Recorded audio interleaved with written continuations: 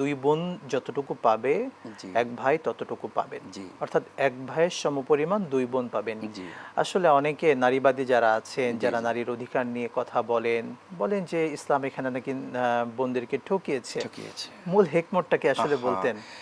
রব্বুল আলামিন ইসলামই এমন একটি ধর্ম যেই ধর্মে নারীকে সর্বোচ্চ সম্মান দিয়েছেন, সর্বোচ্চ অধিকার দিয়েছেন এবং সর্বোচ্চ হক তাকে দিয়েছেন। দেখুন, জি। নারী তো আহ, বহু জায়গা থেকে প্রাপ্ত হচ্ছে, আচ্ছা।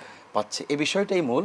অর্থাৎ সে পিতার পিতার অংশ থেকে পাচ্ছে, সে স্বামীর অংশ থেকে পাচ্ছে, সে মা হিসেবে পাচ্ছে, সে বোন হিসেবে পাচ্ছে, সে দাদি হিসেবে, সে বিভিন্ন অংশ হিসাবে থেকে অংশ পাচ্ছে। এজন্য আসলে এই কথা বলার কোনোই সুযোগ নেই যে একজন মা সে একজন বোন বরং সে বেশি পাচ্ছে। বরং বেশি পাচ্ছে।